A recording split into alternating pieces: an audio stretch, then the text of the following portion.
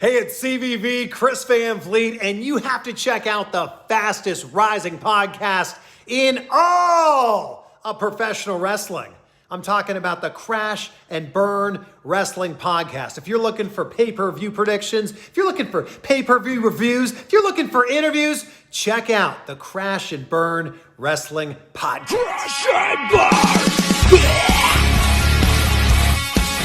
Hey, welcome, children of all ages, boys and girls, ladies and gentlemen. Welcome to Crash and Burn. Tonight we are doing an Attitude Era pay-per-view.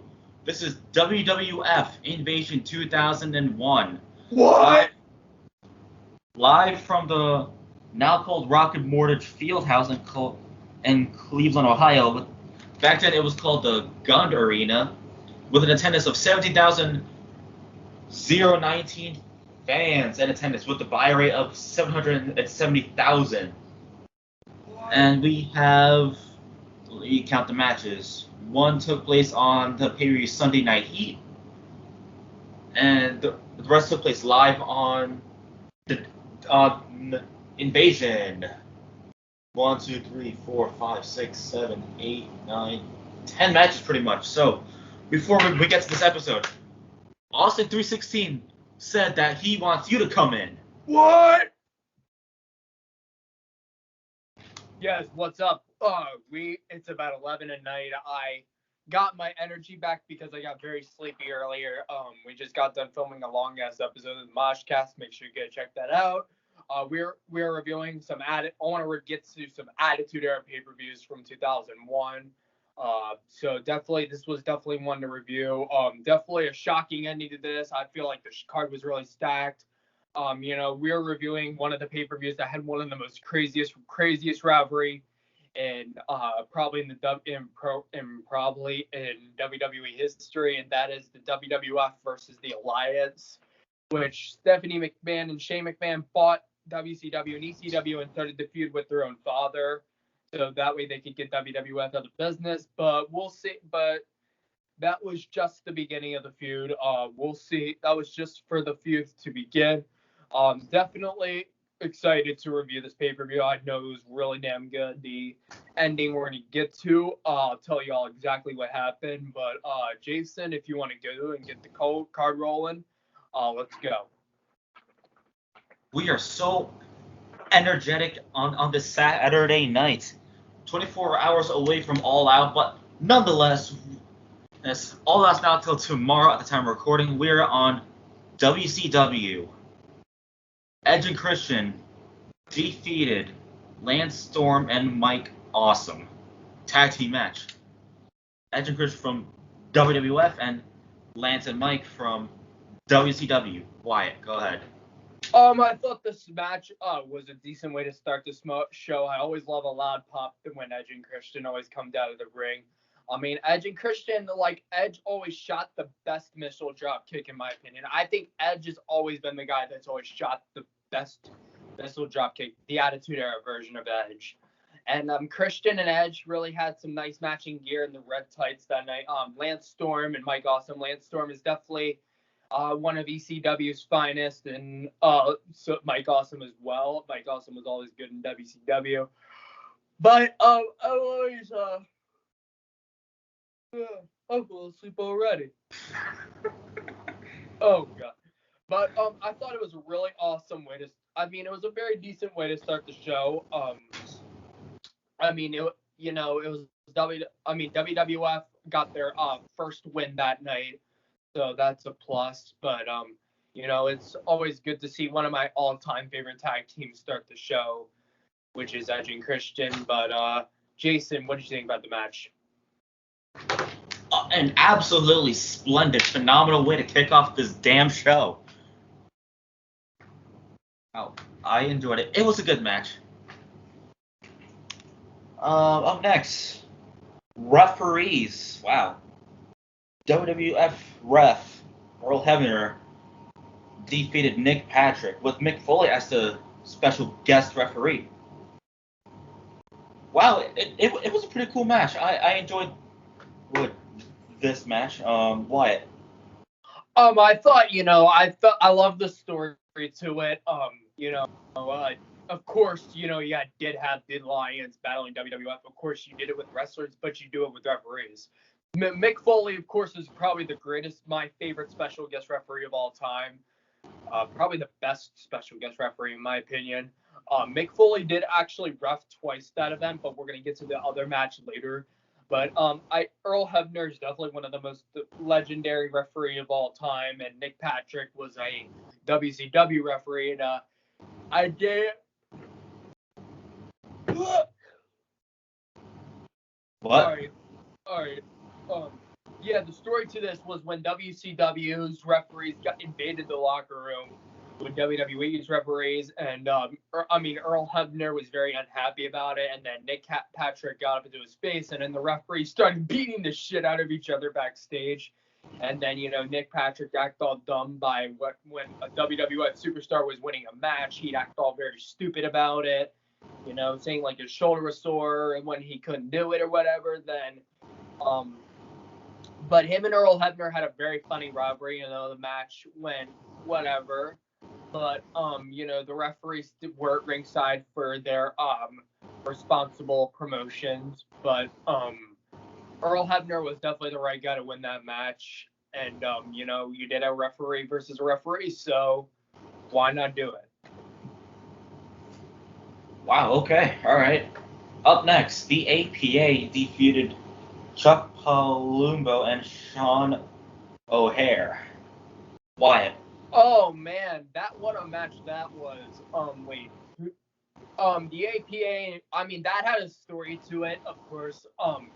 The APA was trying to get together the WWF roster with the Alliance invading and shit, and then of course you had when the APA made their appearance. When the APA made their appearance at some kind of festival, the Sean O'Hare and Chuck Palumbo attacked them and all, and the tag divisions were beating the shit out of each other during a SmackDown episode, a Raw episode. But the match was very good. WWF was on fire. That was the third win in a row. So I thought that was neat. That was cool, I guess. Yes, I thought the match was pretty good. Pretty smooth. But APA is one of the best. If you aren't doing it right now, feel free to play a card game with the APA. So, yes, I'm not gonna lie, Chuck Palumbo looked like a giant version of Jungle Boy. And also Sean O'Hare, rest in peace. Rest in peace, indeed. All right, so I thought this was another good tag team match, a classic one. It was a classic short match. All right, up next, Billy Kidman defeated X-Pac. All right, Wyatt, go ahead. Definitely a good light heavyweight match. Billy Kidman's definitely one of the greatest high flyers, especially with WCW times. I always thought Billy Kidman was a very energetic athlete. X-Pac as well. X-Pac's my boy. He was part of the X Factor, which recently Justin Credible was a part of that group along with X-Pac and Albert. But then he joined the Alliance since ECW was his former promotion. So that happened. And X-Pac literally got booed throughout entire his match. And I thought you had a lot of good. You did have a lot of good chemistry, very amazing chemistry in that match. I thought the match was just. The match was just good. I thought that was a really good match. Billy Kidman was a young, talented athlete at the time, and X-Pac was good as well. X-Pac's cool, but pretty good match. That was I believe that was the first win on the main show for the Alliance, but Chavo Guerrero, I guess, counted because he beat Scotty 2 Howdy on the pre-shows, but on Sunday Night Heat, so that was the second win for the Alliance. Oh wow, you're getting tired. I am. I'm sorry. Absolutely go to find your bed after this. No.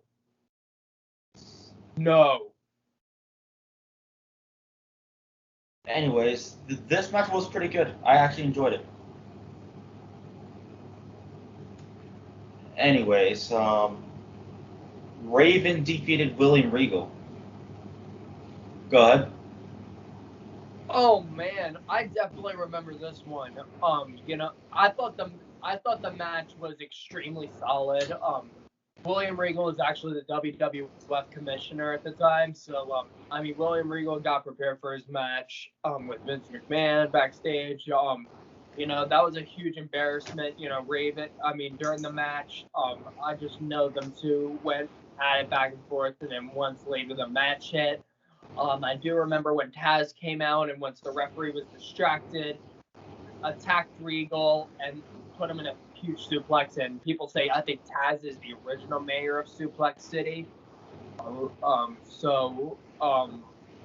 couldn't agree with that. Taz is always through to amazing suplexes, but that led to Raven getting the win and another proud moment for the Alliance and a huge embarrassment for WWF. So, William Regal's a badass of a wrestler, so is Raven. So, the match could have went a little bit better, but it is what it is.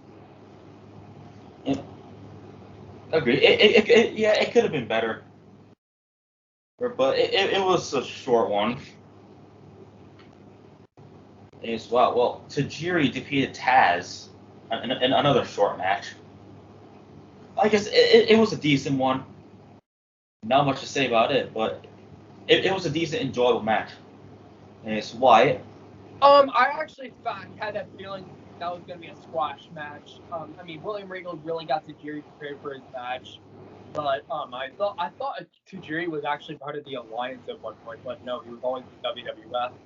But I really thought the match was pretty well. I knew at the end of the match, Tajiri always gave the sick ass Green Mist a spit, and that led to Tajiri winning the match, and that was a huge embarrassment that was a very, very, very underdog win for Tajiri. Tajiri's always one of the great veterans from ECW and one of the greatest cruiserweights I've seen in the wrestling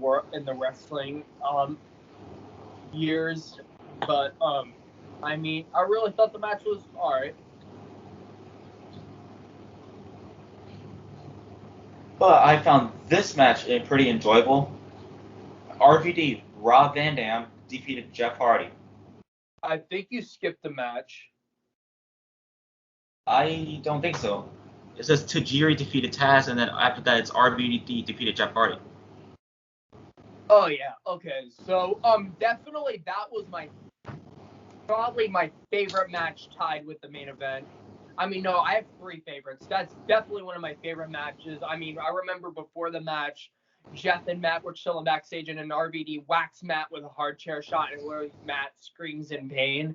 And then that led to them beating the hell out of each other in the match. I really thought the match really, really made a draw to the fans, and I thought that match was incredible. They brawled through the crowd. They brawled through the stage. RVD threw him off the stage. You had a lot of good moments. How did Jeff practice to fall off a 20-foot ladder? When RVD pushed him off that ladder, literally Jeff flew off flying. Jeff flew up. That shows how fucking crazy fucking amazing Jeff Hardy is. And literally later on the match comes, RVD drags in, drop kicks Jeff with a garbage can and literally lets Jeff bleeding. Jeff would hit a swanton and RVD, nobody home there. And then, now RVD puts the hardcore title on Jeff's lap and then gets a 5-star, and that led to RVD becoming the new hardcore champion, which Jeff and RVD have had some pretty good matches in the year of 2001. So, they're both enjoyable athletes.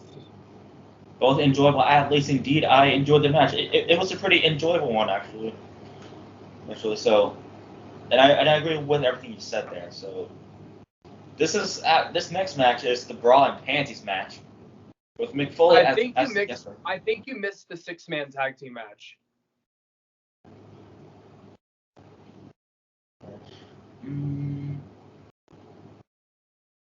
Oh, I thought we went over that. I see the match. It was a 6-man tag team match. It's late at night, so we'll go over this right now. Big Chris Show was in Canyon. it, I remember that. Chris Canyon, Hugh Morris, if that's how you say it, and Sean Stasiak defeated Albert, Big Show, and Billy Gunn. Okay, so you go ahead for this match. Yeah, definitely. All I'm gonna say is the match sucked. The match sucked. The match really sucked. I'll pass on this I really match. didn't feel nothing. I mean, Billy Gunn was known as the one Billy Gunn, which I totally forgot about. I'm used to calling him the badass Billy Gunn. And I mean, No wonder we skipped this match. WCW stars in there, and of course Chris Canyon, rest in peace. And yeah, you did have Albert and Big Show in there, so I thought it was a pretty fucked over match. I've never seen a 6-man tag team match go so quick. It's a very forgettable match then. That's why you never even looked at it. And that the fact it's late at night, our minds. Let's get to the Brawl and Panties match. Yeah, the participants are Trish Stratus and Lita defeating Tori Wilson and Stacy Keibler. Mick Foley was the guest referee. Yes, he was. Go ahead. Oh wow, what a match there. I'm gonna tell you what. I mean, the women were so smoking back in the day. I'm gonna tell you, it was attitude era time, But definitely great that the women actually had a match that night. I mean, a Brawl and Panties match is always a classic. I mean, there's nothing bad about it. I mean, as long as they were, I've said this multiple times on here. As long they did it because they were doing their job, and if they didn't want to do it, they wouldn't have done it. But I mean, Tori Wilson has always been a hot model. I mean, Stacy Keibler and Tori Wilson are two beautiful women, along with Lita and Trish Stratus. I mean, the build up to this, I knew. I mean, Stacy Keibler and Tori Wilson were hitting on Matt and Jeff Hardy, and Jeff's like to Matt, "Shit, I think these girls dig us." And then, and it got Lita out of her mind, and of course, the fact Trish Stratus kissed Lita's own boyfriend at the time, Matt Hardy, and also kissed Jeff Hardy, and then Lita immediately had to get Trish on the same page. And and then that led to them two taking on the other two. And of course, Trish Stratus was definitely the shit back in the day. Like, look at Roman Reigns. He had a Trish Stratus cutout, cardboard life-size cutout in his room.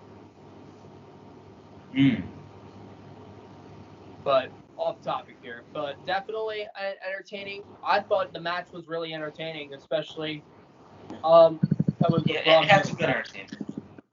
What? For sure, it had some good entertainment, so I enjoyed it. And of course, Mick Foley went either way, since he was a special guest referee. Speaking of good matches, 10-man tag team match time, main event time. Yay! The WCW ECW coalition defeated Team WWF. You go right now. Why? Why are you like that? It's just me. Okay. Fucking awesome match. I mean, this was the Alliance making their invasion to WWF. I mean, Vince McMahon tried to get his top guy, which is my boy Stone Cold Steve Austin, to be a part of the team, and Stone Cold kept just leaving Vince in the dry. And Vince tried his hardest to get it on the team, and nothing worked. Like Vince cut a promo trying to get Stone Cold, saying, "I want the old Stone Cold Steve Austin back." And Stone Cold literally walked away. And of course, Stone Cold was at a bar, and Vince tried to get his attention, wouldn't work. And then finally, an episode of SmackDown or Raw, SmackDown, I believe, and then Stone Cold comes out and then joins the WWF to join his promotion. And then that led to them all having there, of course, the fact that DDP robbed Stone Cold's wife, Deborah. So then on later, and then there comes the match comes. You do have Shane McMahon, Paul Heyman, and Stephanie McMahon come out, and Vince coming out, and then of course on the team of WWF, you have Stone Cold Steve Austin, Kane, The Undertaker, Chris Jericho, and Kurt Angle. On the other team, you have Bubba Ray Dudley, Devon Dudley, Booker T, Diamond Dallas Page, and Rhino. Definitely thought the match had amazing chemistry in it. I mean, throughout all 5 guys. I mean, 5 amazing veterans you see there in that ring. And yes, Chris Jericho does have a match tomorrow at All Out. I mean, it was a great way how the match ended. I mean, I do remember Kane. I believe it was Kane. He choke slammed Devon Dudley through the announce table, and then it was either Kane or The Undertaker that got double suplexed by Bubba Ray, and it was either Rhino or no, I think it was Booker T, and then they suplexed him through the announce table, and then Jericho put Rhino through a normal table, and literally it had the most shocking ending to this at all time. So be ready, Jason. So literally when the match comes to its ending, I do see that, the referee gets knocked over and a lot of craziness happens. And Kurt Angle gets on fire, attacks Shane, attacks Bubba Ray, and when the ref gets knocked down, Vince gets the WWF title, tries to whack Booker T with it, then Shane avoids it from happening and whacks the title at his own father. Then Kurt Angle attacks Shane and attacks Booker, puts him in an angle slam, ankle locks him, and then Stone Cold Steve Austin ends up getting a knee. Ends up getting his knee hurt during the middle of the match. So, and then what happens is Stone Cold Steve Austin does the most shocking decision, the shockingest turn of all time, and that is turn on the WWF stunner angle and rolls the referee back in, puts Booker T on top of Angle, and joins the Alliance. Oh. And literally after the match, Stone Cold, Shane, Stephanie, and Paul all have a beer celebration. This was a classy match indeed. A lot of great spots, great memories made in this match too. I mean, this rivalry really told a story. This rivalry indeed told a story. I agree with you. Well, I might give this a 9 out of 10. I'm gonna give it a 10. I'm gonna give it a 9 out of 10. Yeah. Anyways, since you requested Peter, how about you kick off the outros? Thank you all for an amazing episode of Crash Pro Wrestling Podcast. First time we've reviewed an Attitude Era pay-per-view. Hopefully we get to review more. Please go give everyone a follow on their socials. Please subscribe to the channel. I need to go to bed, I swear. But yes, please check out